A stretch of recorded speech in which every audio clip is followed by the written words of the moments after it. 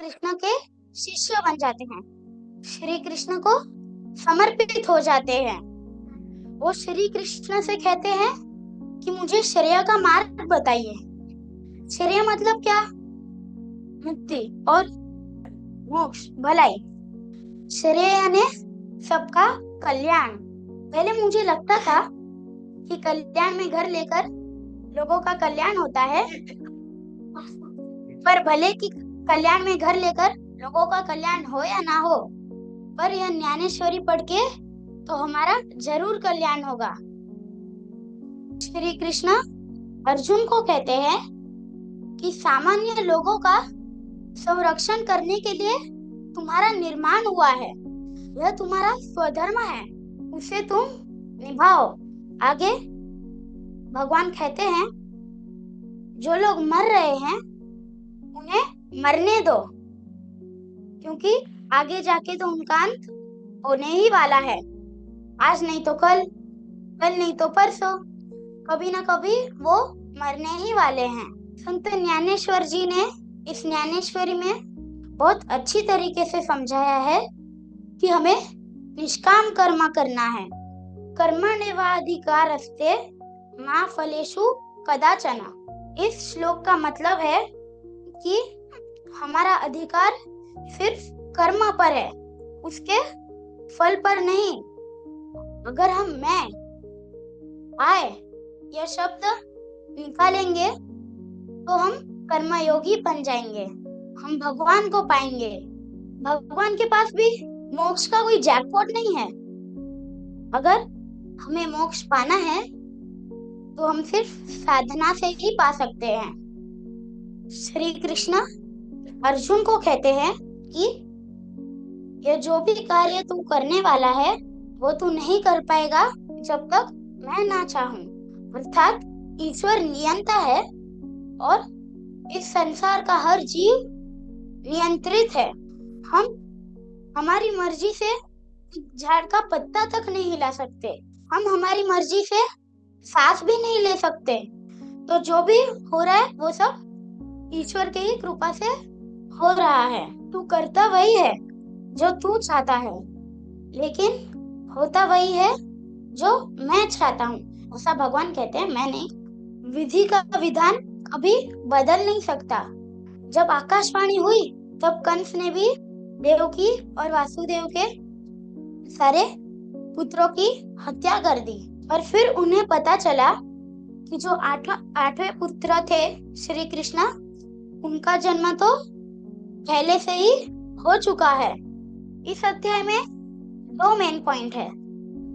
पहला है आत्मा के बारे में जो हमने जान लिया, और दूसरा है स्थित प्रज्ञा। स्थित प्रज्ञा मतलब बिना अहंकार के और स्थिर बुद्धि के। सुख दुखे समय कृत्वा लाभा लाभो जया जयो। इस श्लोक का मतलब है कि लाभ हो या हानि, सुख हो या दुख, जय हो या पराजय, दिन हो या रात हो, पर हमें हमारे माइंड को स्टेबल रखना है।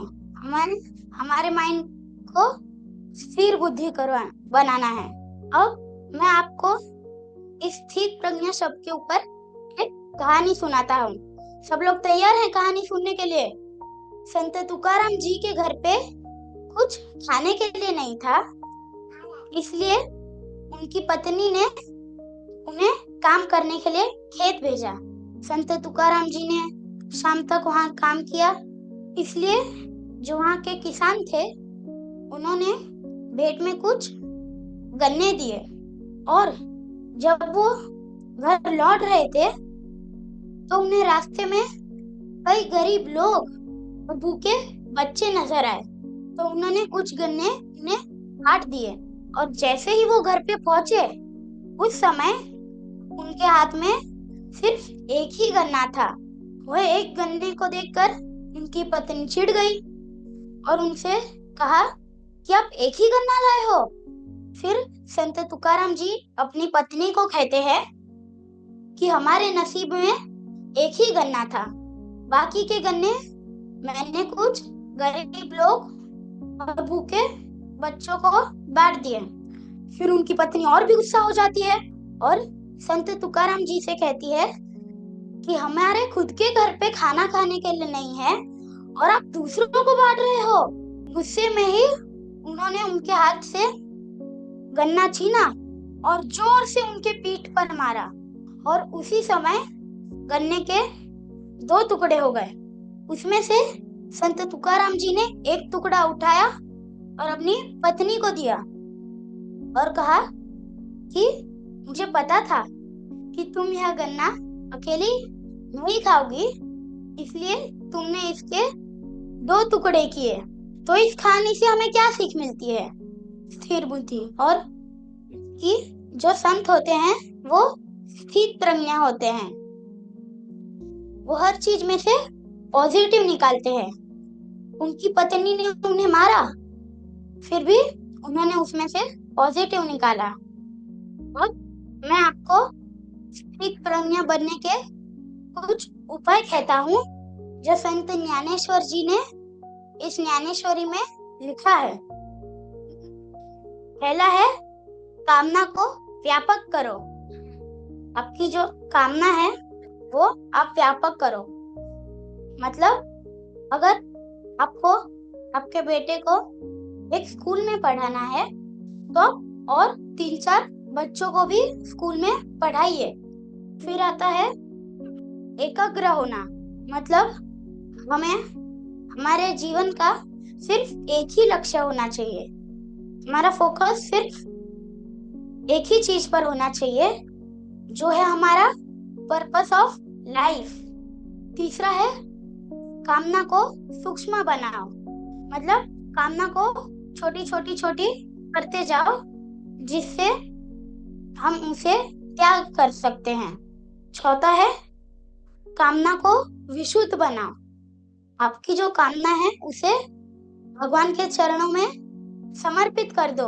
और एक है जो है निराहार, मतलब उपवास करना। जो लोग 90 डेज में रहेंगे, 90 डेज चैलेंज में थे, उन्हें पता होगा कि सर ने हमें एक टास्क दिया था जो है हमारी जो फेवरेट चीज है उसका त्याग हमें कुछ दिनों के लिए करना है। तो कौन कौन था 90 डेज में यहाँ से? कविता जी, आपने क्या छोड़ा था? Non veg. और कौन था? आपने क्या छोड़ा था? चाय। पहले के 1-2 दिन अगर हम वो चीज को सामने देखते हैं तो हमें उसको खाने का मन होता है, पर धीरे धीरे हम उस इच्छा का त्याग कर देते हैं। सर भी जो सिखाते हैं वो भगवत गीता का ही पाठ है जो है कि हमारे इंद्रियों पर कंट्रोल। तो आज के इस सेशन में हमने क्या सीखा कि जो आत्मा है वो इमॉर्टल होती है, जो कभी मरती नहीं। क्रीवी तो 12 साल का है लेकिन मैं हजारों सालों का हूँ। अगर 40 साल की औरत को किसी ने कह दिया कि आप तो 20 साल की दिखती हो तो वो बहुत खुश हो जाती है। पर अगर वो मन में सोचेगी कि मैं हजारों सालों की हूँ तो उसका कॉन्फिडेंस और भी बढ़ेगा। तो अगर आपको कल किसी ने पूछा कि आप कितने साल के हो तो क्या बोलोगे आप मन में? और एक बार और जोर से, हजारों सालों से। तो आज के संस्करण को हम यही समाप्त करेंगे। आपका सपोर्ट और आशीर्वाद ऐसे ही मेरे साथ बनाए रखिए। अब हम 1-2 मिनट का धुन लेंगे, आप लोग मेरे पीछे रिपीट करना। जय जय विठोबा रखुमाई, जय जय विठोबा रखुमाई, जय जय विठोबा रखुमाई, जय जय विठोबा रखुमाई, जय जय विठोबा, जय जय विठोबा रखुमाई, जय जय विठोबा, जय जय विठोबा, जय जय विठोबा रखुमाई, विठोबा रखुमाई, विठोबा रखुमाई, विठोबा रखुमाई। बहुत बढ़िया, बहुत बढ़िया।